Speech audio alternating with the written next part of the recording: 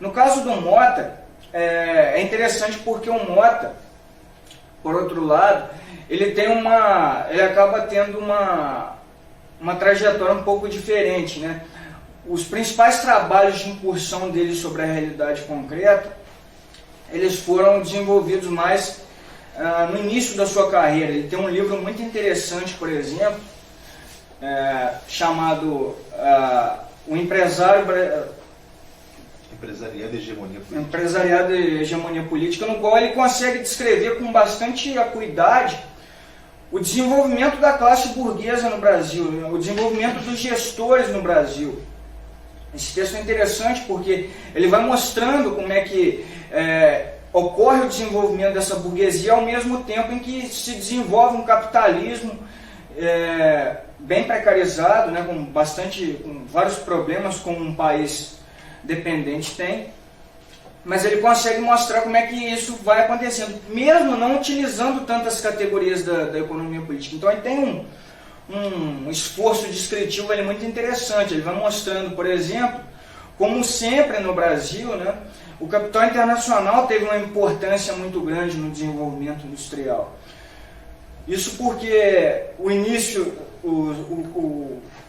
antes de haver uma burguesia mais industrializada, né, a burguesia comercial predominava através dos importadores, tanto de bens de consumo quanto também de bens de capital.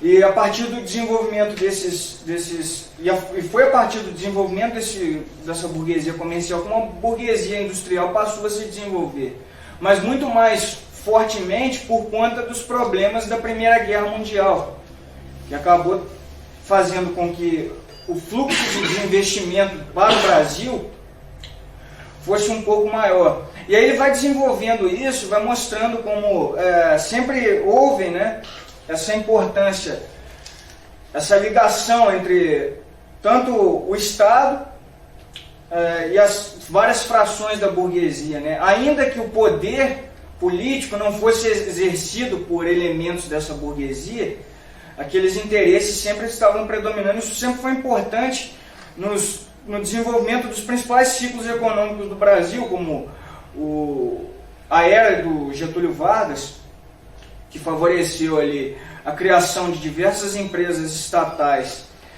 de bens de capital, né, que foram sendo muito úteis para outras indústrias de bens duráveis se desenvolver também.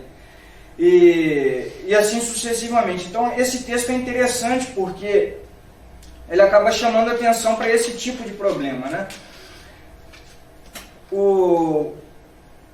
Mas esse texto ele acaba destoando um pouco do restante, porque embora alguns problemas contidos nesse texto tenham se reproduzido, né, não é de fato um texto no qual o Mota se debruça sobre os problemas da organização e tal, né? Como o Elcemir falou, ele tem uma história muito importante ao escrever tanto livros didáticos quanto também livros críticos das teorias da administração. Ele é um difusor importante de diversas escolas do pensamento administrativo e tal. E num desses livros é também interessante o esforço crítico que ele faz, que é justamente o texto Teoria das Organizações, uma crítica.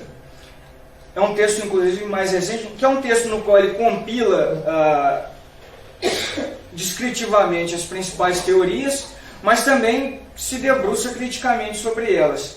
Sobre o mesmo ponto do Taylorismo, por exemplo, o Mota vai dizer que, mais enfaticamente que o Trachtenberg, inclusive sem algumas precauções que o Trachtenberg teve, que o Taylorismo é produto de um período de revolução científica intenso e de muitas inovações tecnológicas, né? Chamando atenção para os mesmos efeitos problemáticos do Taylorismo ligados ao problema da racionalização, e aqui muito mais incisivamente. Mas é interessante porque, por mais que essa não seja uma leitura somente do Mota, como eu falei, né, uma leitura bastante hegemônica, que vem desde o Braverman e tal, essa é uma leitura que acaba denunciando também, né, uma característica muito mais forte de uma explicação weberiana para o problema do que uma explicação mais ligada na economia política. E eu digo isso porque em outro texto importante do Mota, que é justamente o texto que o Semir falou, né, Organizações e Poder, esse aspecto fica muito mais evidente. Em primeiro lugar, porque ele acaba caindo, né, nessa condição de compreender essas categorias pelos aspectos que as igualam.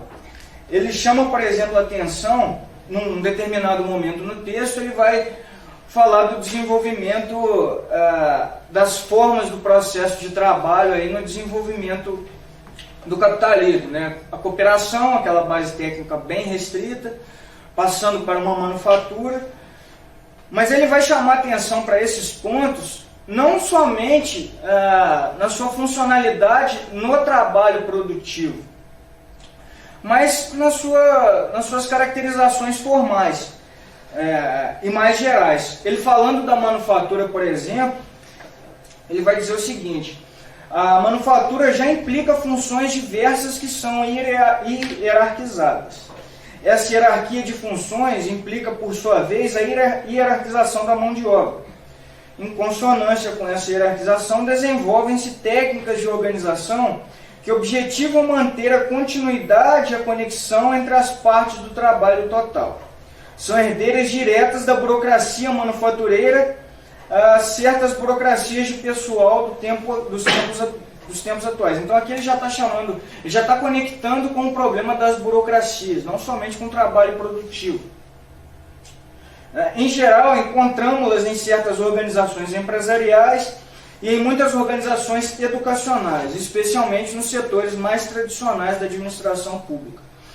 Bom, a manufatura, né, que é uma categoria importante para caracterizar um processo de trabalho com uma composição orgânica mais baixa e muito intenso em mão de obra, que depende muito ainda das qualificações dos operários para produzir as mercadorias, é uma categoria que está conectada diretamente com a produção de mercadorias, né, com o trabalho produtivo. E aqui, como a gente pode ver, ele acaba pegando aquelas características mais gerais, que são as categorias que de fato mostram que existe também uma racionalização na manufatura, né, para caracterizar tipos diferentes de qualquer divisão do trabalho, tanto na empresa quanto na escola, né, ou na administração pública. Então esse veio weberiano parece ser bem mais intenso no nosso amigo Mota. Isso acaba também se revelando no desenvolvimento desse livro, quando ele fala do aspecto da automação. A automação é um tema muito central nesse texto, e ele vai passar uma boa parte do livro chamando a atenção, assim como o Trachtenberg fez em Administração, Poder e Ideologia, para os problemas que a automação acabavam gerando para o trabalho, né? Perda de postos de trabalho, diminuição salarial, às vezes intensificação do trabalho, o nascimento de novos postos de trabalho, que é também um aspecto importante da automação. Então ele vai citar um autor francês que traz uma série de dados nesses pontos. Mas, ao mesmo tempo, quando ele vai progredir e fazer a crítica dessa automação, dos aspectos dessa automação, não vai ser para ele central, como o Trachtenberg reconheceu, né, da importância da luta de classes e da utilização por essa tecnologia do capital. Mas vai ser para ele importante justamente os aspectos de intensificação da burocratização. Esse para ele é o problema, né? Vou só ler uma passagem que deixa isso bastante claro. Bom, ele vai dizer o seguinte: a questão central da automação é em larga medida de natureza política. Evidentemente, não se trata de destruir computadores nem as empresas que os produzem, ou os centros de pesquisa que desenvolvem a nova tecnologia. O problema central está em evitar a tendência que a tecnologia apresenta de criar o seu próprio ambiente e suas próprias determinações aos quais a sociedade fica sujeita. Dito de outra forma, embora a criação humana, a tecnologia tende, a serviço do poder, a escapar ao ambiente e às determinações da condição humana e a submetê-la. E aqui um pouco mais baixo, um parágrafo seguinte, ele vai dizer, só para finalizar essa passagem, a automação pode vir a libertar a decisão política dos entraves tecnoburocráticos, da decisão técnica, colocando a segunda a serviço da primeira. Entretanto, isso só pode dar-se numa sociedade que tem o controle de si própria, o que evidentemente é inconcebível no contexto burocrático. Então, como a gente pode perceber, ele chama atenção para esses pontos, né? O poder, a dominação burocrática mesmo. Então, para ele, resta evidente que são esses elementos que caracterizam os aspectos negativos encetados pela tecnologia, pela utilização da tecnologia, pelo desenvolvimento das forças produtivas, né? E não, de fato, a sua utilização colocada, né, no meio dessa contradição evidente entre o desenvolvimento, a socialização do processo de trabalho e a exploração do valor, a exploração do trabalho, a exploração econômica do trabalho, né? Então, acaba tendo quando a gente fala do Mota, esse aspecto acaba chamando bastante atenção. E nesse ponto, né, inclusive, nesse livro é importante para ele a questão da tecnoburocracia, né, que seria justamente essa classe de técnicos, é uma classe social mesmo, que não vou abrir aqui, mas para muitos autores, né, é considerada uma nova classe dominante, é considerada uma classe dominante. Então a linha de desenvolvimento do Mota, nesse texto, vem muito nessa linha, né, de compreender essa dominação exercida pelo aumento da racionalização propiciado pelo desenvolvimento das forças produtivas e esse grupo técnico, né, esse grupo técnico. Não é novidade nesse livro essa utilização dessa categoria também no livro da hegemonia política. Ele já chama um pouco a atenção para essa classe, que seria justamente a classe de administradores profissionais.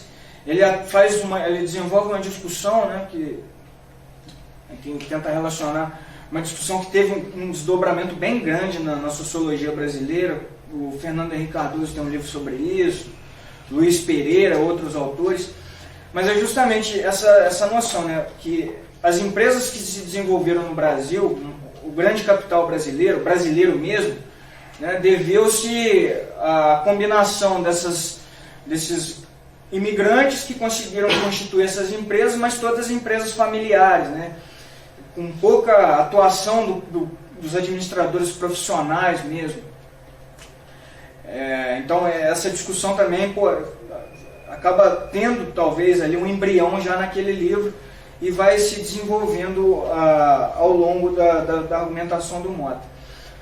O Mota também tem vários outros livros sobre a questão da autogestão, para ele também é muito importante e tal, mas eu acho que para falar dos problemas relacionados aos estudos organizacionais, né, a argumentação tanto do Mota quanto do Trachtenberg, e puxando o aspecto da economia política, são essas as questões que ficam mais marcadas, né? Inclusive nesse próprio texto o Mota admite que é como se o Marx fosse a influência dele para falar da infraestrutura, ou seja, das relações econômicas, né? Mas o próprio Marx não daria conta também de oferecer explicações razoáveis para o problema da superestrutura. Então é por isso que apareceriam essas influências do próprio Weber e tal, para falar de todos esses outros aspectos. Então, como a gente pode ver, é uma linha que realmente conflui essa grande quantidade de autores, mas ao mesmo tempo é preciso também reconhecer esses vários ganhos que eles nos legaram, né? essas algumas importantes as críticas e reflexões acerca do próprio problema, não só das teorias, mas da própria prática administrativa, né? Isso eu acho que são pontos que inclusive são importantes para que nós estejamos aqui hoje, nós possamos desenvolver mais esses aspectos.